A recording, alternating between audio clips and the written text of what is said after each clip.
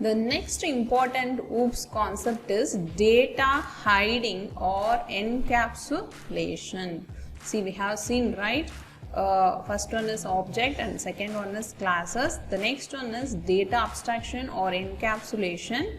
We can call it or data hiding. All this thing is same. Okay, data hiding, data abstraction, data encapsulation, all the meaning is same. So now we will see what is data hiding. Data hiding or encapsulation is an essential feature of OOPS concept. This is the main essential feature of OOPS concept, which allows preventing the function of a program to access directly. This help us to avoid others to access directly. Hiding means what? It is not visible, right? Hiding means it is not able to visible on the outside. In the same way, I am preventing the data from the outside class. See, for example, here this add a comma b, in this add class a comma b is a private data members, because here it is not defined, so it will be considered as private.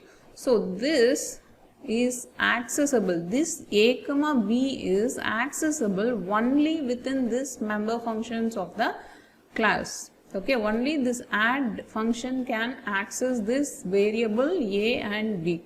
The outside cannot be accessible the variables. So that is called as data hiding. The restriction of the class members specified by the label public, private and protected system. So there will be a restriction to access the class members by specifying the labels such as public, private and protected. Okay, this indicate that restriction to access the data. Okay, public means the public members are accessible from anywhere outside the class. If you are defining in a class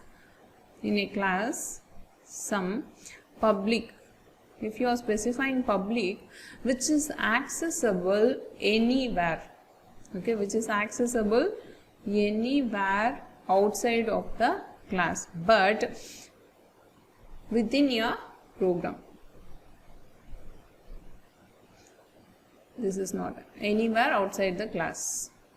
The public members are accessible from anywhere outside the class. The next one is private members. When you are defining that access specifier as private, it cannot be accessed or viewed from outside the class. Okay, so whenever you are defining as private, this is not accessible. Okay, so this is on class, consider class A. This private members, okay, A comma B, this is not accessible.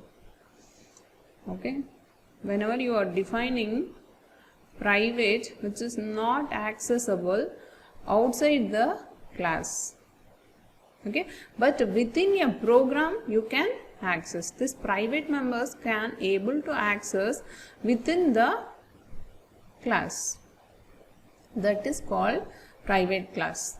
Only the class and friend function can access the private members. These private members can able to access by the friend function and also the within the class function. Okay, for example, into this a comma b is accessible only within this function. This class function is add.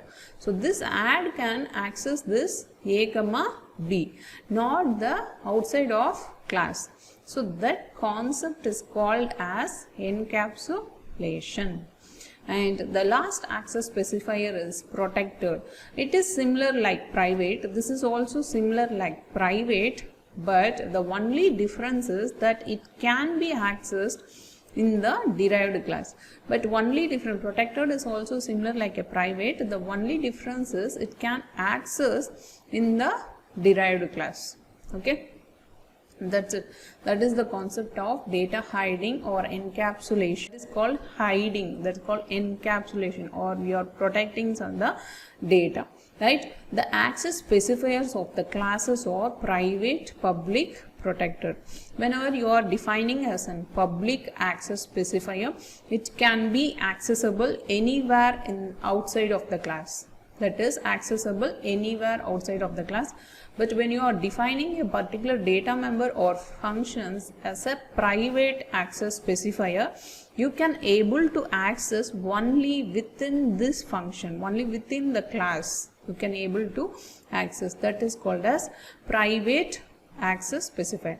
The last one is protected, which is similar like private members, but the only difference is the protected members can be able to access in the derived class. Okay, these are all called as data hiding concept.